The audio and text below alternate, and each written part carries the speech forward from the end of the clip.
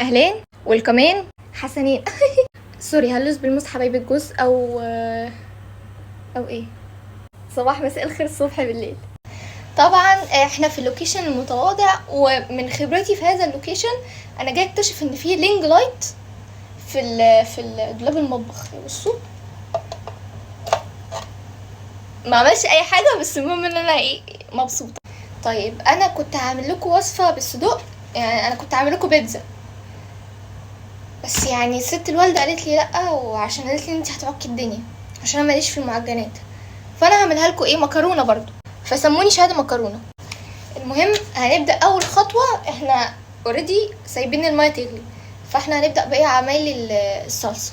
طبعا ان احنا نقصقصه احسن 100 مره من ان احنا نقطعه، لان احنا لما بنيجي نقطعه اللحمه بتطلع بره بتفس كده برضو زي ما قلت لكم. اللي هيقول لي بقى المفروض ان الوصف فيها صدوق او لحمه او فراخ ايا يكن، فدي عادي ان لو بالمكرونه تتعمل مبكبكه. انا هعملها شبه المبكبكه وكل حاجه، بس انا مش هحط المكرونه في الصلصه قبل ما تتسلق، لان انا بستغرب طعمها لما المكرونه تيجي تتسلق مع الصلصه. احس ان انا باكل عجينه مش مكرونه، لان كده كده اصلا الميه، يعني المكرونه الميه اللي بتسلق فيها المكرونه بيبقى مطرحها كده رواسب المكرونه، يعني هي اصلا مكرونه من عجينه، فاللي هي تتسلق في صلصه، الصلصه هيبقى طعمها متغير 180 درجه. كده عملنا الصدوق وهنسلق المكرونه. هنعمل الكيس سباكيتشي عشان انا بعشق السباكيتشي الصراحه، هنعمل كيلو لان في قبيله هتاكل معايا. طبعا انا بقسمها بالنص لان هما بيحبوا ياكلوها مقسومه بالنص، لكن انا بحب اكلها يعني صحيحه كده، فحرام بجد. عايزه اقسمها، فانا بعملها كده واتك عليها جامد. بصوا، خلي ابويا يعملها، والله لا اعملها صحيحه. هنعمل بقى الصلصه وصوت البكبكه ده من المكرونه. فهنعمل الصلصه، هنجيب بقى الطماطم، هنحط مش هعمل الطماطم مش هعمل الصلصه بقى بالبصل، لان انا اكتشفت اخر مره عملت فيها المكرونه من غير بصل طلعت حلوه.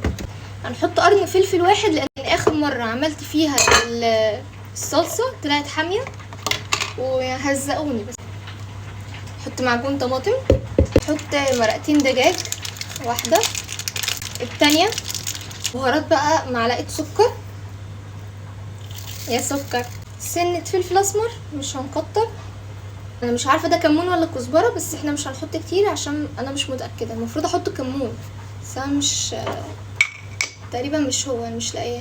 نحط سنه شطه، يعني مش هنحط كتير عشان ما تطلعش حرق. بس محتاجين شويه ميه. دن. هنبدا نعمل الصلصه. هنحط شويه زيت، هننزل انتوا عرفتوا. المهم يلا بسم الله، هنديلهم تشويحه مع الثوم. هننزل بشويه ثوم. لو الصدوق اتفرفت منك شويه عادي مش مشكله، يعني بيبقى طعم اكتر. اصلا احنا عايزين نشوحهم على قد ما نقدر علشان لما نيجي ننزل الصلصه ما يكونش لسه ني. بسم الله ننزل بالصلصه. انا كده نزلت الصلصه وقلبتها شويه.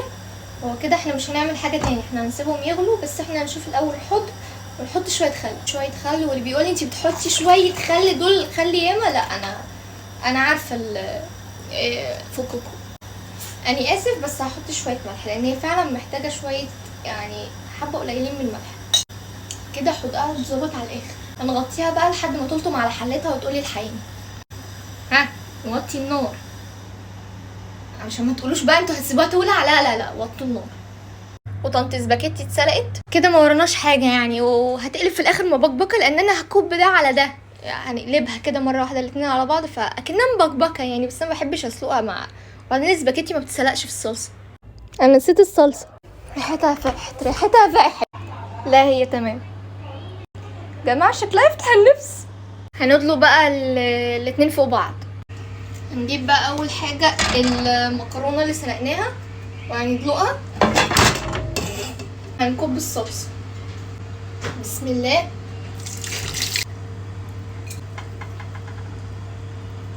والنبي لا تدوق. بسم الله.